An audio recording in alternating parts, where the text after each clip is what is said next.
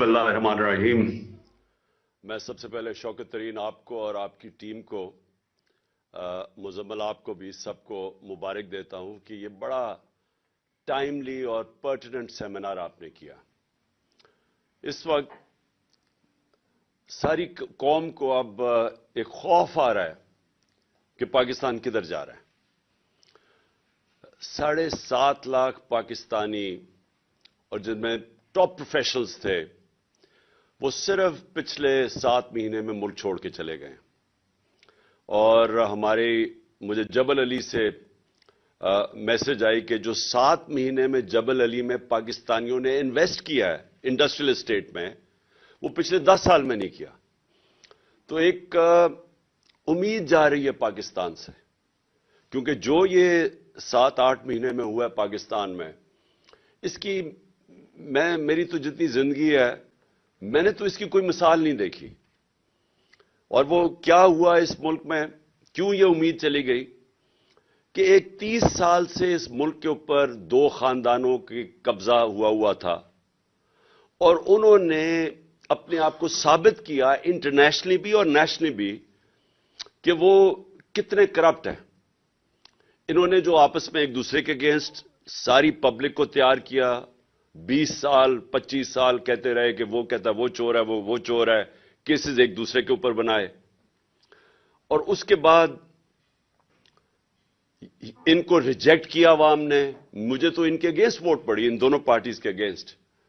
तो इनको जब फिर मुसल्लत किया गया, मेरे ख्याल में यह पाकिस्तान की सबसे बड़ी ट्रेजेडी है। मेरी जिंदगी में मैंने कभी इस तरह का, ये जो आज मायूसी आप देख रहे हैं, ये इसकी वजह से है। और ये क्योंकि एक इकोनॉमी का सेमिनार है, मैं पहले ये कहना चाहता हूं कि इकोनॉमी जो है वो पॉलिटिक्स से कनेक्टेड है। कोई दुनिया के अंदर इकोनॉमी आइसोलेशन में नहीं चलती। उसकी अगर आप पूरा पीछे बैकग्राउंड नहीं समझते तो आप ये नहीं कह सकते कि आज हालात ये इकोनॉमी के क्यों बिगड़ गए, क्योंकि आपको समझना पड़ेगा कि किस बैकग्राउंड के अंदर ये सब कुछ हो रहा है। और इसका बहुत बड़ा फिर कि आगे अगर हमने जाना है तो उसके लिए क्या करना पड़ेगा। जब तक इसका सही एनालिसिस नहीं होता, आप इसका सही माने के अंदर सोल्यूशन नहीं निकाल सकते कि आगे मुल्क ने अब इस दलदल में से कैसे निकलना है। तो सबसे पहले तो ये जो मायूसी आज पाकिस्तान में, इस मायूसी की वजह यह कि वो लोग जो अपने आप को डिस्क्रेडिट कर बैठे थे, इंटरनेशनली इनकी करप्शन के चर्चे थे, इन पार्टीज एक चीज दुनिया रिकग्नाइज इनकी नहीं किए।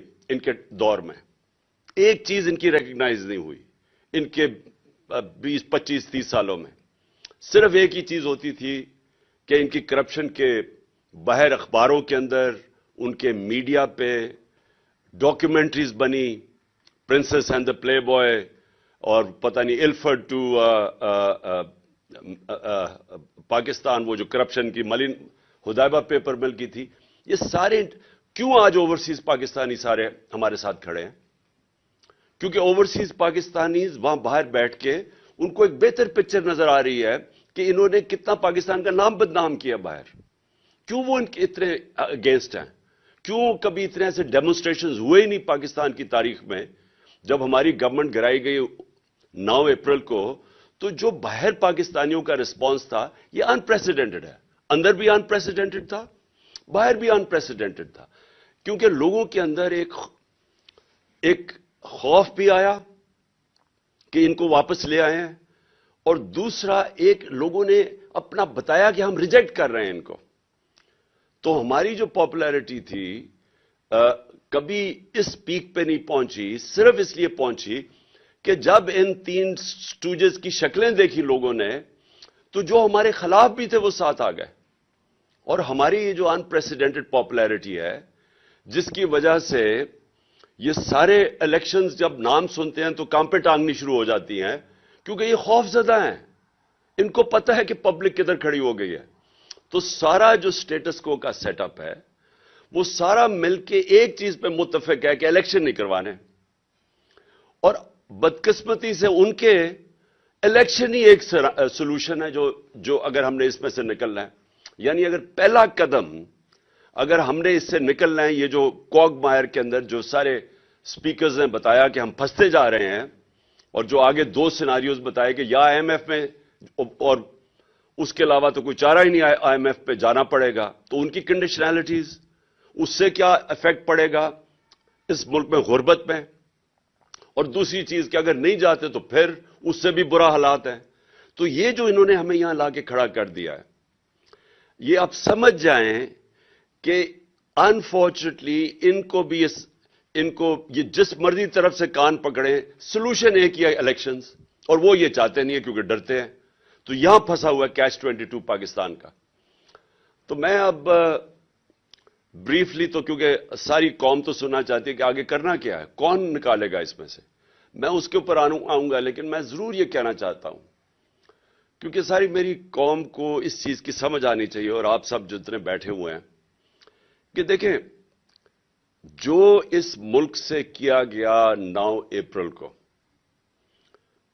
और जिस तरह किया गया और जिस तरह की साजिश की गई, एक वो गवर्नमेंट जो पहली दफा आई थी पाकिस्तान की तारीख में फेडरल गवर्नमेंट में, वो गवर्नमेंट जब आई थी, और सबको पता है आपने, क्योंकि शौकत तरीन आप सब ने बता दिया कि एक बैंकरप्ट गवर्नमेंट मिली थी पाकिस्तान की। सबसे बड़ा मसला हमारा क्या है, करंट अकाउंट डेफिसिट, डॉलर्स कम है।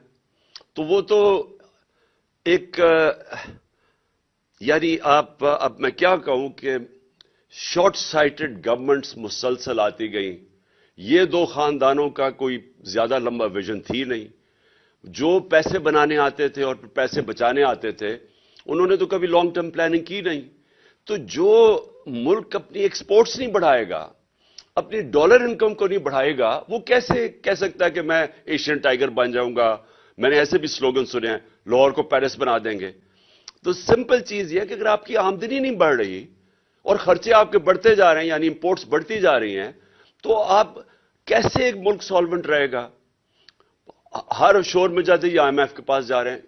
हमने खुद माजी में शोर मचाया आईएमएफ के पास, क्योंकि सॉवरेंटी का इशू आ जाता है। जब आप आईएमएफ के पास जाते हैं तो आप अपने फैसले नहीं कर सकते, और ये एक बड़ा जिल्लत का सामना करना पड़ता है मुल्क को, कि आप फैसले नहीं कर सकते। वो आपको हुक्म देते हैं, वहां उनके रिप्रेजेंटेटिव बैठ जाते हैं, वो कहते हैं आपने ये करना है, वो करना है, और वो आप डरते हैं कि वो करेंगे तो गुर्बत बढ़ेगी।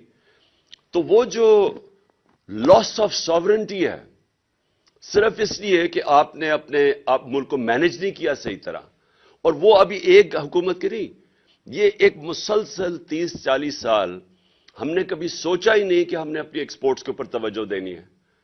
और जब हमारी गवर्नमेंट आई, और हम तो पहली दफा आए थे, तो मैंने रियलाइज किया कि जो हमारा सारा गवर्नमेंट का स्ट्रक्चर बन चुका है, उसको यही नहीं समझ के पाकिस्तान की प्रायोरिटीज क्या है। यानी सारे गवर्नमेंट को तो यह समझना चाहिए ना कि जब तक हमारी एक्सपोर्ट्स नहीं बढ़ेगी, पाकिस्तान अपने पैर पर नहीं खड़ा हो सकता। लेकिन मैंने रियलाइज किया कि जब मैंने एक्सपोर्टर से मिलना शुरू किया, तो वो एक्सपोर्टर से जब बताना शुरू किया क्या क्या रुकावटें हैं उनके रास्ते में, तो मैंने शुरू में रियलाइज किया कि ये तो कॉमन सेंस है कि हमें एक्सपोर्टर्स की तो जिंदगी आसान करनी चाहिए, क्योंकि अगर वो एक्सपोर्ट करेंगे तो पैसा आएगा, बजाय ऐसे माफी करके आईएमएफ के पास पहुंच जाए। हम अपनी एक्सपोर्ट्स को तवज्जो दें, और दूसरा जो हमारी रिसोर्स है ओवरसीज पाकिस्तानीज, उनकी जो रेमिटेंसेस है उनको बैंकिंग चैनल्स के थ्रू चैनल करें, ताकि वो भी हमारे पास डॉलर की इनकम में इजाफा हो। तो मैंने दोनों जगह देखा, उनके लिए भी आसानियां नहीं कोई पैदा करने के लिए तैयार था जो रेमिटेंसेस थी, ना ही हम अपने एक्सपोर्टर्स के लिए कोई मदद कर रहे थे। और फिर जो फ्यूचर है टेक्नोलॉजी का, मैंने जब आईटी सेक्टर को देखा तो वहां भी वो सारा आईटी सेक्टर से जब बात की, हर जगह रुकावटें थी उनके रास्ते में। यानी उनको हम इनकरेज कर रहे थे, जो आईटी की फर्म्स थी, कि अपना पैसा बाहर रखें मुल्क से, अपने डॉलर्स बाहर रखें। हालांकि बड़ा आसान था उनके लिए इंसेंटिवाइज करना कि वो अपना डॉलर पाकिस्तान में लेके आए, लेकिन वो जो स्ट्रक्चर बना हुआ है एफबीआर का, जो हम शुरू में आए, एफबीआर गवर्नमेंट का, वो इसके ओब्लिवियस था। उसको समझ ही नहीं थी कि क्यों, यानी एक मुल्क बैंकरप्ट है, हमारे पास डॉलर्स नहीं है, लेकिन जो डॉलर जिन्होंने इनकम प्रोड्यूस करनी है उनके लिए कोई इंसेंटिव्स ही नहीं थे, और बल्कि रुकावटें थी। और फिर हर जगह पे जाके रेड टेप थी, हर जगह जाके वो फंस जाते थे। तो سب سے بڑی بات یہ کہ اس سے کبھی کسی نے پرائرٹائز کیا ہی نہیں. نون لیگ جو کہتے ہیں ہم بڑا زبردست پاکستان چھوڑ کے گئے ہیں, ایک تو پاکستان کی تاریخ کا آپ نے مینشن کیا, سب سے بڑا کرنٹ اکاؤنٹ ڈیفیسٹ چھوڑ کے گئے, جبکہ تیل کی قیمتیں آپ اٹھا کے دیکھیں ان کے دور میں ان کو تو بونانزا مل گیا تھا. ہمارے دور میں تیل کی قیمتیں دیکھیں تو ان کو تو تیل بڑا کم قیمت پہ مل رہا تھا, اس کے باوجود سب سے بڑا کرنٹ اکاؤنٹ ڈیفیسٹ چھوڑ گئے. مین ہمیں تو پرابلمز آیا جو ہمارے دور میں, وہ جب کموڈیٹی سپر سائیکل آیا اور تیل کی قیمتیں اوپر گئیں تو ہمارا تو کرنٹ اکاؤنٹ ادھر افیکٹ ہوا, اوپر سے ہمیں کرونا کا پڑ گیا, ہمیں کووڈ $3 ارب کی کووڈ ویکسینز خریدنی پڑی, یہ ان یوزل کاسٹ ہے, تو ہمیں تو وہ افیکٹ ہوا. تو ان کو کیا پرابلم تھا؟ تو انہوں نے سب سے بڑا کرنٹ اکاؤنٹ ڈیفیسٹ, ایکسپورٹس بڑھی نہیں ان کے 5 سال کے اندر, تو یہ اکانومی کیسے ٹھیک کر کے چلے گئے؟ آپ کرنٹ اکاؤنٹ بھی سب سے بڑا چھوڑ جائیں, ایکسپورٹس بڑھائے نا, تو وہ کیسے گورنمنٹ کہہ سکتی ہے کہ ہماری پرفارمنس اچھی ہے؟ وہ ہمیں ملک ملا, اور میں صرف یہ ریپیٹ کرنا چاہتا ہوں کیونکہ بار بار ہمیں کہا گیا کہ جناب آپ فیل ہو گئے ہیں. اس طرح کا میڈیا پروپیگنڈا ہم نے فیس کیا. میں آپ کو یقین دلاتا ہوں کہ اتنا پریشر میڈیا نے ہمارے اوپر ڈالا. ایک طرح آج کہہ رہے ہیں نا جی, نیشنل سیکیورٹی کاؤنسل کی میٹنگ ہوئی تو انہوں نے کہا جی کہ اکانومی میں اور ہمیں ساروں کو کنسنسس ڈیولپ کرنا چاہیے, اور انہوں نے بائی دی وے بڑی انٹرسٹنگ بات کی کہ ڈالرز ملک سے باہر جا رہے ہیں وہ روکنے چاہیے. میں نے یہ بھی بڑی آج نیشنل سیکیورٹی کاؤنسل کی میٹنگ میں سنا. تو ڈالر سے سب سے زیادہ کون باہر بھیجتا ہے؟ یہ سرے محل جو تھا یہ کون سے ڈالر سے بنا تھا؟ یہ جو 4 مے فیئر کے فلیٹس ہیں یہ کون سے ادھر سے کدھر سے جنریٹ ہوئے تھے ڈالر؟ وہ یہیں سے پیسہ باہر گیا تھا. وہ جو $60 ملین پڑا ہوا تھا آصف زرداری کا سوئٹزرلینڈ میں جو واپس آنا تھا, وہ کدھر سے ڈالر گئے تھے؟ وہ سارے چوری ہو کے یہاں سے گئے تھے. تو یہ آج بلوں کو بٹھا دیا دودھ کی حفاظت کرنے کے لیے, اور وہ ہمیں بتا رہے ہیں کہ کیسے آپ نے روکنا ہے جناب ڈالرز ملک سے باہر جانے کے لیے. سب سے بڑے منی لانڈرز تو یہ ہیں. حدیبہ پیپر مل کیا تھی؟ منی لانڈرنگ تھی. تو سارے جو منی لانڈررز ہیں وہ ہمیں درس دے رہے ہیں آج کے جی ڈالرز روکنا ہے ملک سے باہر جانے کے لیے. تو میں اپنی صرف پرفارمنس بتانا چاہتا ہوں کہ یہ جو آج باتیں ہمیں کر رہے ہیں کہ جناب ملک بڑا تباہ ہو گیا اور کوئی بارودی سرنگیں تھیں, تو میں صرف کیونکہ آپ نے یہ سنے بھی ہوں گے اسٹیٹسٹکلی, میں پھر ریپیٹ کرنا چاہتا ہوں کہ جو ہمیں پاکستان ملا تھا سب سے بڑا کرنٹ اکاؤنٹ ڈیفیسٹ, اکانومی ہمارے برے حالات میں تھی, پہلی دفعہ ہم گورنمنٹ میں آئے. میں یہ بھی کہہ دوں کہ ہمارا پہلی دفعہ جب ہم گورنمنٹ میں آئے, ہمارا امریکہ کی طرح کوئی سسٹم ایسا نہیں تھا کہ 2 مہینے, اب جب بائیڈن ایڈمنسٹریشن جب آئی تو 2.25 مہینے ان کو ہر ڈپارٹمنٹ نے بریفنگ دی کہ ہمارے حالات کیا ہیں. ایک ڈپارٹمنٹ کی بریفنگ ملی ان کو. ان کی پوری تیاری کر کے لے کے آئے. ہمارا یہاں سسٹم ہی کوئی نہیں تھا. ہمیں تو 3 دن پہلے پتا چلا کہ جناب اب ہماری میجورٹی پوری ہوگی اور گورنمنٹ بن رہی ہے. اس کے بعد جب گورنمنٹ میں آئے تو پہلی دفعہ پریزنٹیشن مجھے ملی کہ گورنمنٹ کی صورتحال کیا تھی. تو ایک نئی پارٹی بھی آئی پہلی دفعہ گورنمنٹ میں, پہلی دفعہ ہم نے یہ پتا چلا کہ حالات کیا ہیں. تو میں صرف یہ کہنا چاہتا ہوں کہ اس کے باوجود, اور مجھے بڑا فخر ہے کہ میڈیا پروپیگنڈا ایسا تھا ہمارے خلاف کہ جی تباہ ہو گیا ملک اور یہ ہو گیا وہ ہو گیا.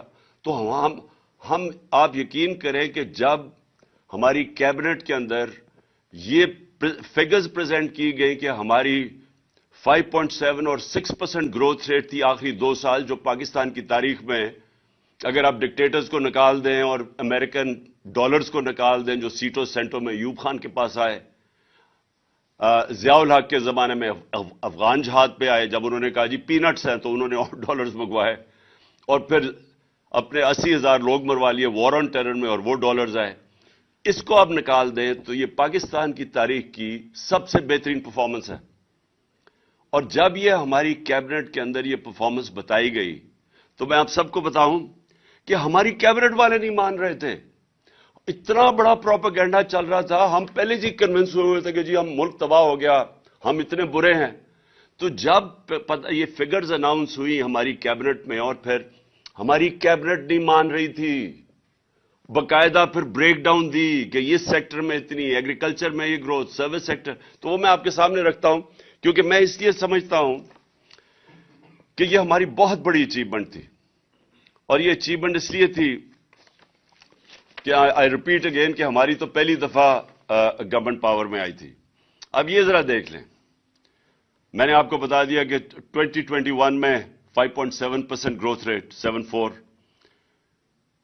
21-22 کے اندر 6% گروتھ ریٹ، ایگریکلچر 17 سالوں کے بعد 4.4% گروتھ ریٹ، 4 بمپر کراپس 2 سال میں، سروس سیکٹر کی گروتھ 6.2%، یہ بھی 17 سال میں ہائیسٹ گروتھ ریٹ تھی۔ ایکسپورٹس ہماری ہائیسٹ تھیں، جو پہلی دفعہ انسینٹیوائز کیا ایکسپورٹرز کو، اور اس کا نتیجہ آیا $32 بلین ایکسپورٹس، ہائیسٹ پاکستان کی تاریخ کا۔ ان کو انسینٹیوائز کیا آپ نے اوورسیز پاکستانیز کو بینکنگ چینل سے بھیجنے کے لیے، $31 ارب ریمیٹنسز، یہ بھی ریکارڈ تھا۔ ہماری ٹیکس کلیکشن پاکستان کی تاریخ کی سب سے زیادہ تھی، 6.1%۔ اور میں یہ ریپیٹ کر دوں کہ جو ہم نے، اور بڑا مشکل تھا ہمیں جو چینجز لائیں تاکہ ہماری ٹیکس کلیکشن بڑھے، آٹومیشن کے اوپر جانے کے لیے بڑی ریزسٹنس تھی، لیکن ہم یہ سارے بیریئرز کراس کر گئے تھے۔ پتہ نہیں آپ کو شوکت علی نے بتایا یا نہیں، ہم نے 34 ملین نئے ٹیکس پیئرز ڈسکور کیے تھے، یا میرے خیال میں 40 ملین، شوکت کلیئر کر دے گا بعد میں۔ تو یہ ہم نے نئے ٹیکس پیئر کیسے ڈسکور کیے تھے؟ نادرا کے ساتھ بیٹھ کے ہم نے پھر اپنے وہ انالیسز کیا، سافٹ ویئر استعمال کیا، آرٹیفیشل انٹیلیجنس کے، ہم کیسے ان کا رہن سہن کیا تھا، وہ کوئی ٹیکس نہیں دے رہے تھے، تو یہ 34 ملین نئے ٹیکس پیئر ڈسکور کیے تھے، یا 40 ملین، میں فگر بھول گیا ہوں، یعنی لکھا ہوا۔ تو ہم، اور پھر ٹریک اینڈ ٹریس سسٹم، یہ جو بڑی بڑی سیمنٹ اور یہ شوگر انڈسٹری، یہ جو سیلز ٹیکس ایویڈ کرتے ہیں، اس کے لیے ٹریک اینڈ ٹریس سسٹم لے آئے تھے تاکہ اس میں سے امپاسبل ہو کسی قسم کی ٹیکس ایویژن۔ تو ہمارا خیال تھا کہ یہ ہم نے 8 ٹریلین تک لے کے جانی تھی، 8,000 ارب تک اپنی ٹیکس کلیکشن لے کے جانی تھی جب انہوں نے گورنمنٹ کرائی۔ اور پھر جو سب سے ریلیونٹ چیز ہے، 55 لاکھ 3 سال میں نئی نوکریاں ہم نے پروڈیوس کی، اور جو ہمارا آئیڈیا تھا کہ اس سے ہم نے بہت تیزی سے اور آگے جانا تھا۔ تو یہ یاد رکھیں کہ جو ہمیں سب سے زیادہ پرابلم آیا کہ $70 بیرل سے ہمارا ایک وقت پہ گئی $115 بیرل، جو ہمیں اصل پریشر پڑا اینڈ میں جا کے۔ لیکن اس کے باوجود ہم نے پوری کوشش کی کہ اپنی قیمتیں نیچے رکھیں۔ آپ صرف وہی نہیں گئی، کموڈیٹی سپر سائیکل میں جو ایڈیبل آئل تھا، گھی تھا، وہ $780 ٹن سے $1,500 ٹن پہ گیا، $780 ٹن سے 1,500، یعنی دگنا ہو گیا تقریباً۔ کوئلہ جو تھا 80 ٹن سے 280 ٹن پہ چلا گیا ہمارا جو، اور اس کے باوجود جو ہماری کنزیومر پرائس انڈیکس تھا وہ 12.2 پہ رکھا ہم نے، اور جو سینسٹیو پرائس انڈیکس تھا وہ 14% پہ ہم نے رکھا مارچ 22 تک۔ اور اس کے علاوہ ہمیں یہ جو، میں نے پھر سے ویکسینز کی میں نے بات کر دی۔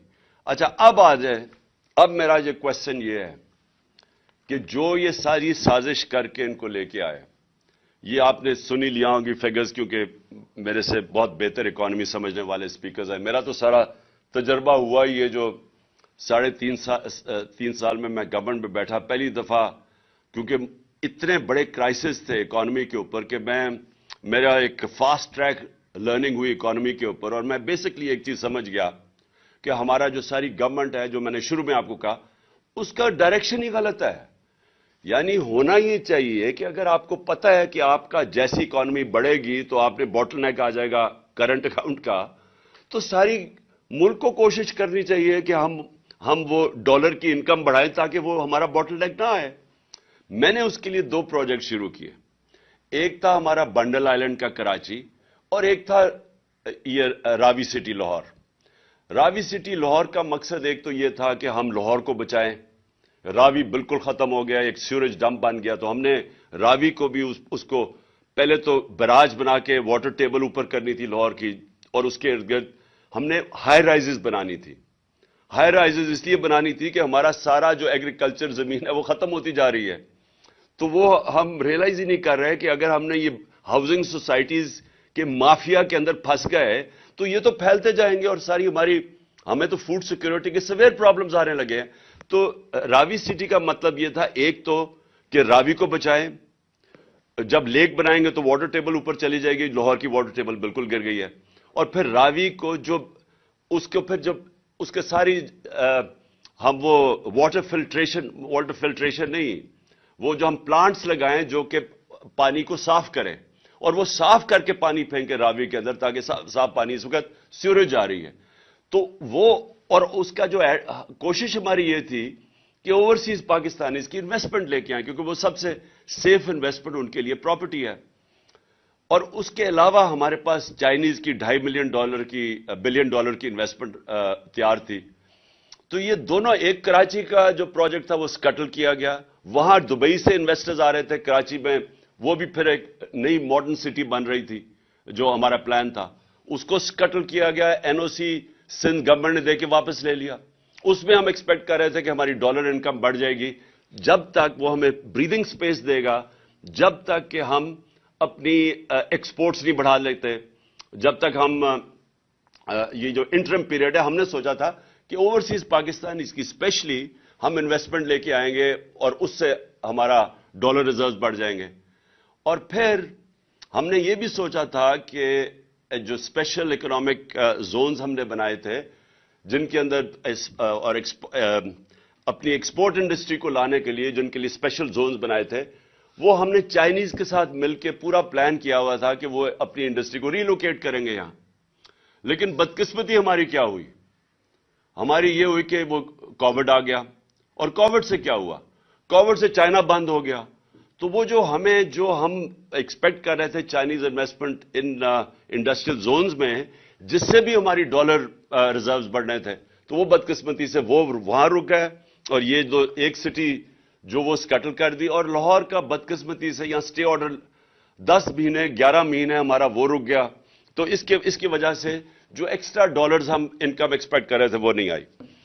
اچھا جی، اب یہ آ گئے، اور اس کی بہت، میں جتنا بھی کہوں مجھے ابھی تک سمجھ نہیں آئی کہ کیا اس کے پیچھے تھنکنگ تھی، کیا وجہ تھی کہ گورنمنٹ جس کی بہترین پرفارمنس تھی اس کو ہٹایا گیا، اور پھر پوری ایک سازش کے تحت ان چوروں کو پھر ہمارے اوپر مسلط کر دیا گیا.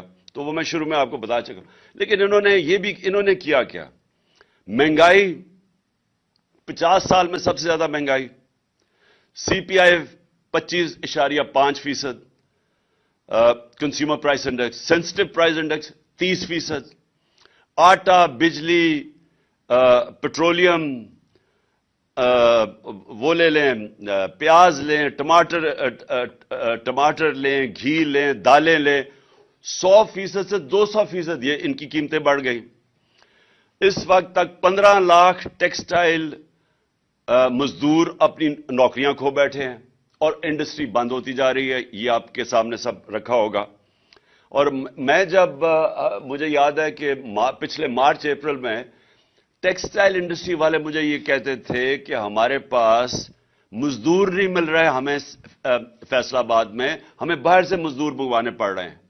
اور وہی ٹیکسٹائل انڈسٹری آج آپ دیکھ لیں کہ 15 لاکھ ورکرز بے روزگار ہو گئے. ریمیٹنسز، یہ آپ نے سنی لیا ہوگا، ایکسپورٹس اور ریمیٹنسز، ان کا مائنس آ رہا ہے. 2 ارب روپیہ مہینے کی کمی آنی شروع ہو گئی ہے ایکسپورٹس اور ریمیٹنسز میں جو ہم نے بڑھائی تھی. اور فورن ایکسچینج ریزروز آپ کے سامنے ہیں. مارچ کے اندر 16.4 تھا، آج پہنچ گئے 5.7 پہ. یہ بھی آپ کے سامنے آ گیا ہوگا. روپیہ اس وقت انٹر بینک پہ جس طرح 226 ہے،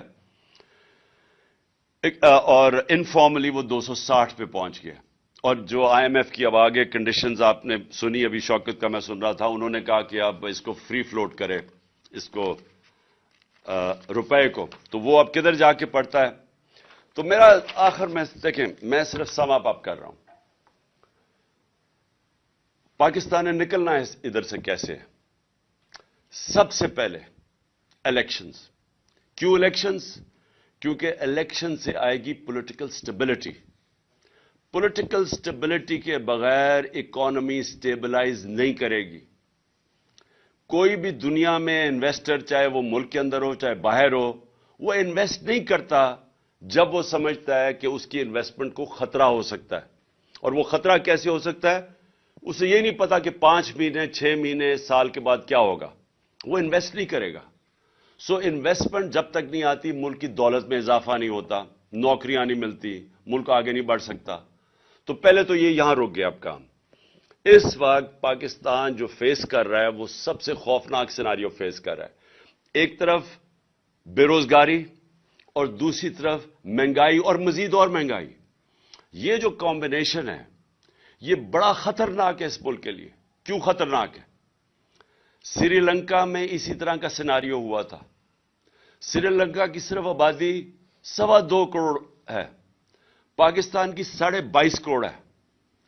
اگر یہ آبادی کے اندر اسی طرح کا انتشار شروع ہو گیا جو سری لنکا میں تھا، میں یہ آپ کو مجھے افسوس سے کہنا پڑتا ہے کوئی کنٹرول نہیں کر سکے گا. اور شہروں کے اندر خاص طور پہ جس طرح آپ اگر اس وقت لوگوں سے پوچھیں، آپ تنخواہ دار سے پوچھ لیں کہ وہ گزارا کیسے کر رہا ہے، تو جب ایک مزید اور لہر آئے گی مہنگائی کی، اس کا خطرہ یہ ہے کہ یہ ملک کے اندر انتشار کی طرف چلا جائے گا. لہذا جس طرح مرضی، میں نے کہا کان جدھر مرضی سے پکڑیں، راستہ سب سے پہلا سٹیپ ہے وہ ہے صاف اور شفاف الیکشن، جس کی وجہ سے پولیٹیکل سٹیبلٹی آئے. اور امید یہ رکھی جائے کہ گورنمنٹ ایک مینڈیٹ سے آئے، اور پھر جب وہ مینڈیٹ سے آئے تو جب پبلک اس کے پیچھے کھڑی ہو تو وہ پھر مشکل فیصلے کرے. مشکل فیصلے نہ امپورٹڈ حکومت کر سکتی ہے جن کے پاس مینڈیٹ ہی کوئی نہیں ہے، جو کہ الیکشن نہیں آکشن کے ذریعے آئے ہوں، جو کہ پیسے خرچ کر کے چوری کے پیسے سے لوگوں کے ضمیروں کو خریدیں. وہ کبھی بھی گورنمنٹ کے پاس وہ مورل اتھارٹی نہیں ہوتی جو کہ مشکل فیصلے کر سکے. لوگ اس لیے یہ ڈرتے ہیں. اور یہ جب IMF نے ان سے کہنا مشکل فیصلے کرو، یہ ان کے لیے آسان نہیں ہوگا کیونکہ پبلک ان کے ساتھ نہیں ہے. تو پبلک تو اس کے ساتھ ہوگی جو کہ جب وہ ٹرسٹ کریں گے کہ جب وہ پبلک کو جو بھی لیڈرشپ کہے گی کہ دیکھیں یہ مشکل وقت ہے، یہ میں کر رہا ہوں اور اس کے بعد آپ کے لیے آسانیاں پیدا ہوں گی، تب پبلک مشکل گزار لیتی ہے. لیکن ان کے ہوتے ہوئے تو ان کے پاس اب کوئی اعتماد ہی نہیں ہے ان کے اوپر، کیونکہ یہ مزید گرتا ہی گیا ہے. اور انہوں نے جو وعدے کیے ہیں، مجھے یاد ہے شہباز شریف کی جو سپیچ آنے سے پہلے کہ 6 مہینے میں ملک کو ٹھیک کر دوں گا. فکر نہ کریں، میں وہ پنجاب سپیڈ جیسی تھی وہ میں ملک ٹھیک کر دوں گا. ایک تو اللہ کا میں شکر ادا کرتا ہوں کہ یہ ایک بڑے اربوں روپیہ ٹیکس پیئر کا خرچ کر کے اپنا امیج بنایا ہوا تھا نا کہ یہ کوئی بہت بڑا جینیس ہے، یہ تو ایکسپوز ہو گیا. دوسری چیز، وہ اسحاق ڈار، وہ بڑا اس کے سارے کیسز معاف کیے، سارے کرپشن کے کیسز اس کے دھوئے، اس کو ڈرائی کلین کیا، پھر NRO 2 دے کے یہاں بلایا، تو وہ بھی ساری دنیا کو پتا چل گیا کہ وہ کتنے پانی میں ہے. اس لیے جیسے ہی آپ کے الیکشنز اور مینڈیٹ آئے گا وہ پھر پہلا سٹیپ ہوگا. اس کے بعد سب سے امپورٹنٹ چیز پاکستان میں رول آف لا ہے. اکانومی کنیکٹڈ ہے رول آف لا کے ساتھ. یہ لوگوں کو غلط فہمی ہے کہ جناب مجھے جو جنرل باجوہ وہ ہر چیز کے ہر فن مولا بن گئے تھے، تو ہمیں بتا رہے ہیں کہ جناب دیکھیں آپ اکانومی کے اوپر کانسنٹریٹ کریں، یہ احتساب کو بھول جائیں، یہ اکاؤنٹیبلٹی بھول جائیں. ان کو یہی نہیں پتا آج تک کہ دنیا کا نقشہ اٹھا کے دیکھ لو، جن ملکوں کے اندر کلین گورننس ہے، رول آف لا ہے، وہ خوشحال ہیں. اور جن ملکوں میں یہاں NRO دیا جاتا ہے بڑے ڈاکوؤں کو اور بیچارے چھوٹے چوروں کو پکڑا جاتا ہے، وہاں سارے ملکوں میں غربت ہے. رول آف لا کنیکٹڈ ہے خوشحالی کے ساتھ. دنیا کے اندر جدھر بھی خوشحالی آئی ہے پہلے رول آف لا آیا ہے. یہ ہو ہی نہیں سکتا کہ ملک میں ڈاکے مارے جائے، جو ایلیٹ ہو وہ اوپر بیٹھ کے ملک چوری کرے اور آپ سمجھے کہ ملک ترقی کر جائے گا. یہ کبھی نہیں ہوا. اور اگر یہ ہوتا تو یہ دونوں جو خاندان 30 سال اس ملک کے اوپر مسلط رہے ہیں تو ان کو ملک کو ٹھیک کر دینا چاہیے تھا. ان کے دور میں ہی تو سارے قرضے چڑھے ہیں. تو یہ کسی کا اگر خیال ہے اور یہ سیلف سٹائل، کیونکہ بدقسمتی یہ ہے کہ جب آپ کے پاس اتنی پاور آ جائے جو ایک جنرل باجوہ کے پاس تھی، تو وہ سمجھتے ہیں وہ ہر فن مولا، وہ ہر چیز کے ایکسپرٹ بن جاتے ہیں. تو ہمیں لیکچر دیے جا رہے تھے کہ نہیں جی ان کو این آر او دے دو اور آپ صرف اکانومی پہ کانسنٹریٹ کرو. میں یاد ان کو کروایا کہ چائنا نے 450 وزیروں کو جیلوں میں ڈالا ہے. جو دنیا میں سب سے تیزی سے بڑھ رہی ہے اکانومی، اس کو کیا ضرورت پڑی تھی کہ 450 وزیروں کو پچھلے 7-8 سال میں جیلوں میں ڈالو. اس لیے رول آف لا کنیکٹڈ ہے. اور میں آپ کو یقین دلاتا ہوں کہ ہماری جو سب سے بڑی ریسورس ہے اوورسیز پاکستانی ہے. میرا ان سے سب سے دیر 30 سال تک رابطہ ہے. انہوں نے شوکتخانہ میں مدد کی، نمل یونیورسٹی میں، پی ٹی آئی کو جس کو فورن فنڈنگ کہتے ہیں، وہ اوورسیز پاکستانی مدد کرتے ہیں. وہ سب سے زیادہ جذبہ رکھتے ہیں. ان کی انویسٹمنٹ نہیں آتی پاکستان میں. وہ پلاٹس خرید لیتے ہیں لیکن انویسٹ نہیں کرتے انڈسٹری میں اور بزنسز میں، کیونکہ ان کو کانفیڈنس نہیں ہے. پاکستان کے انصاف کے نظام پہ کانفیڈنس نہیں ہے. اور میں مڈل ٹیئر انویسٹرز کی بات کر رہا ہوں، بڑے بڑے انویسٹرز نہیں. اور اگر ہمارے پاس 1 کروڑ میں سے میں کہتا ہوں 5 لاکھ پاکستانی بھی انویسٹ کرنا شروع کریں، آپ امیجن کریں کہ کتنی انفلو آگے ڈالرز کی ہمارے ملک میں. تو اس کے لیے کانٹریکٹ انفورسمنٹ چاہیے، اس کے لیے رول آف لا چاہیے، اس کے لیے ایک کانفیڈنس چاہیے ہمارے ملک کے انصاف کے نظام پہ. تو یہ کنیکٹڈ ہے خوشحالی سے. آپ نے میرے سے بار بار سوال پوچھتے جی آپ کے پاس کیا اس کا حل ہے، یہ جو آپ دلدل میں ملک پھنسا دیا. تو حل یہ ہے کہ پاکستان کو ایسے چلانا پڑے گا جو آج تک ہم نے نہیں چلایا. ہمیں وہ سٹیپس اٹھانے پڑیں گے. ہم نے کبھی رول آف لا اسٹیبلش نہیں کیا. مارشل لا آتا ہے تو وہ قانون توڑ کے آتا ہے. اور یہ جو 2 خاندان ہیں ان کی مجبوری ہے اداروں کو کمزور کرنا، کیونکہ یہ چوری نہیں کر سکتے. اگر آپ کے ادارے مضبوط ہوں یہ چوری کیسے کریں گے؟ جو اسرائیل کا پرائم منسٹر تھا اس کو پولیس نے آ کے اس کے اگینسٹ کرپشن کیس کر کے اس کو چارج کر دیا، کیونکہ وہ ان کے ادارے مضبوط ہیں. اور یہ نہیں کہ یہ جو یورپ کے اور یہ امریکہ کے لوگ ہمارے سے زیادہ ایماندار ہیں. وہاں کے ادارے ایسے ہیں کہ کوئی چوری نہیں کر سکتا. وہ اداروں کا خوف ہے ان کو. یہاں آتے ساتھ ہی سب سے پہلے تو ادارے ختم کیے. ہم نے اداروں کے اندر میرٹ لے کے آئے. انہوں نے آتے ساتھ ہی پہلے ایف آئی اے ختم کی، کیونکہ شہباز شریف کے کیسز تھے اربوں روپے کے، اس کو ختم کیا. اس کے اوپر آدمی، اور اس کا اب صرف کام ہے پولیٹیکل وکٹمائزیشن. پھر انہوں نے نیب ختم کی، اس کے ٹی ٹی کے کیس تھے اور ان سارے چوروں کے کیسز تھے. ساروں نے اپنے کیسز امینڈمنٹ نیب کر کے ختم کیے. اور انہوں نے وائٹ کالر کرائم پکڑنا ناممکن ہو گیا آج پاکستان میں. جو نیب امینڈمنٹس کیے ہیں آپ پکڑ ہی نہیں سکتے وائٹ کالر کرمنل. اور پبلک آفس ہولڈر، میں یہاں سے پیسہ چوری کر کے اپنے خاندان کے نام پہ رکھ دوں ایز پرائم منسٹر، مجھے کوئی نہیں پکڑ سکتا. میں پوچھ ہی نہیں سکتا کہ جی آپ کے بچے کس طرح اربوں پتی بن گئے ہیں، کیونکہ انہوں نے امینڈمنٹ پاس کر دی ہے. اوپر سے میں یہاں سے پیسہ چوری کر کے باہر بھیجوں اور پتہ بھی چل جائے کہ میں نے باہر ایک، جس طرح اسحاق ڈار کے پورے دبئی کے اندر وہ ٹاورز ہیں $100 ملین کے، پتہ ہی نہیں چل سکتا. میں اگر کہوں کہ جی وہ دبئی سے انفارمیشن آ رہی ہے $100 ملین کے ٹاور ہیں، انہوں نے کہا جی باہر سے جو ایویڈنس آئے گی وہ ان ایڈمیسیبل ہے. سو یعنی کہ آپ نے لائسنس دے دیا بڑے چوروں کو. تو میں پھر سے کہتا ہوں rule of law second step ہے. Elections first, rule of law second step. تیسرا، یہ جو شوکت نے بات کی، ری اسٹرکچرنگ کرنی پڑے گی. یہ جو بڑے بڑے ہمارے گورنمنٹ کارپوریشنز ہیں ان کو ری اسٹرکچر کرنا پڑے گا، کیونکہ یہ اتنا زیادہ پیسہ اس وقت کھا رہے ہیں. پھر ہماری جو گورننس سسٹم ہے اس کو بالکل اس میں چینجز لانے پڑیں گے، کیونکہ یہ بھی ایک، جب تک ہم اپنا گورننس سسٹم کو میریٹوکریسی نہ لے کے آئیں اور ساروں کو ڈائریکٹ کریں کہ نیشنل انٹرسٹ اس وقت کیا ہے، اور وہ ہے کہ ایکسپورٹس بڑھائیں اور اپنی آمدنی بڑھائیں، فیسیلیٹیٹ کریں، انویسٹرز کو کریں، یہ جو ایز آف ڈوئنگ بزنس کریں، جو ہم نے بڑی کوشش کی تھی. اسمال اور میڈیم انڈسٹری وہ بیک بون ہے. اس کے لیے اتنی مشکلات پیدا کی ہوئی ہیں کہ وہ بیچارے وہ اٹھ ہی نہیں سکتے.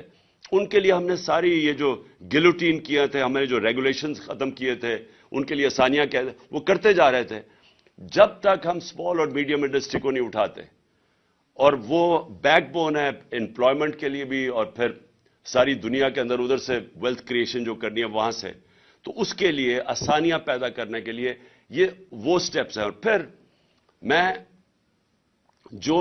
پاکستان کا ٹورزم پوٹینشل ہے وہ ہم بدقسمتی سے وہ پھر کووڈ آ گیا تو ساری دنیا میں ٹورزم کولیپس کر گئی. ٹورزم پاکستان کا اتنا بڑا پوٹینشل ہے، اور میں نے یہاں آسٹریا سے وہ آیا ایکسپرٹ ہے ریزورٹس کا، آسٹریا میں سکینگ کے وہ ایکسپرٹس ہیں، اس نے مجھے کہا کہ پاکستان دنیا کا سکینگ کیپٹل بن سکتا ہے، کیونکہ ہمارے پہاڑ بڑے اونچے ہیں تو وہاں برف بڑی دیر تک رہتی ہے. تو اس نے مجھے اور پورا پلان بنا رہے تھے کیسے سکینگ ریزورٹس. تو یہاں پاکستان میں ہمارے پاس ٹورزم کے اندر اتنا ان ٹیپ پوٹینشل ہے، سارا ہمارا جو سمندر ہے اس کے ساتھ ساتھ زبردست پوٹینشل بنا ہوا ہے. سو ٹورزم کے اوپر، کیونکہ وہاں سے ڈالرز آئیں گے باہر سے، اور میں بات کر رہا ہوں کہ مڈل ایسٹ سے. جو مڈل ایسٹ ہے وہ لوگ مسلمان ملکوں میں جانا چاہیں گے ٹورزم کے لیے. اس وقت وہ جاتے ہیں آذربائیجان، لیکن جو پاکستان ہے اس میں بہت مڈل ایسٹ کے لیے بڑی اٹریکٹو پہاڑ ایسے ہیں جو بڑا انٹرسٹ تو ہم کر سکتے ہیں. تو ٹورزم کے اوپر اسپیشل زون بنانے پڑیں گے، ٹورزم زونز، اور یہاں سے ہم بہت زیادہ ڈالر انکم اپنی بڑھا سکتے ہیں. لیکن پھر اور یہ جو ہمارے اسپیشل اکنامک زونز ہیں جس کے اندر ہم انڈسٹری کی ری لوکیشن کروا سکتے ہیں چائنا سے. سو یہ فیوچر کے میں آپ کو پلانز بنا رہا ہوں. لیکن اس سب سے آخر میں دو چیزیں، الیکشنز اور رول آف لا، یہ دو چیزوں کے بغیر جدھر آج اللہ نے پاکستان کو کھڑا کر دیا ہے، اس کے بغیر پاکستان کو کوئی نہیں اس مشکل وقت سے نکال سکتا. یہ جو ان کی اب کوشش ہے، انکم ہماری گرتی جا رہی ہے، بے روزگاری بڑھتی جا رہی ہے، ویلتھ کریشن ہو نہیں رہی، قرضے بڑھتے جا رہے ہیں، جو سارا پاور سیکٹر کے کانٹریکٹس انہوں نے سائن کیے ہوئے ہیں وہ کیپیسٹی پیمنٹس دینی پڑ رہی ہیں. پیسہ ہے نہیں بجلی استعمال کرنے کے لیے، پیسہ ہے نہیں کہ ہم باہر سے جو امپورٹڈ فیول کے اوپر یہ پاور اسٹیشن چلانا ہے وہ ہم چلا نہیں سکتے. تو ایک طرف لوڈ شیڈنگ ہو رہی ہے، دوسری طرف کیپیسٹی پیمنٹس دے رہے ہیں کیونکہ ہمارے پاس پیسہ ہی نہیں ہے امپورٹڈ فیول کے لیے. سو پاکستان جدھر آج انہوں نے پھنسایا ہوا ہے اس کے لیے بڑے چینجز کرنے پڑیں گے. جس طرح ہم نے اپنی گورنمنٹ چلانی ہے، لیکن وہ شروع ہوگا فری اینڈ فیئر الیکشن سے. اور پاکستان میں رول آف لا اسٹیبلش کرنا اب ناگزیر ہو چکا ہے.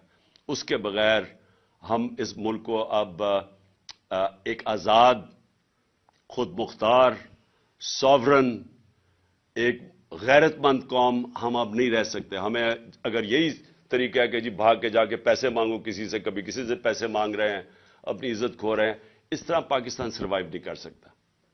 شکریہ.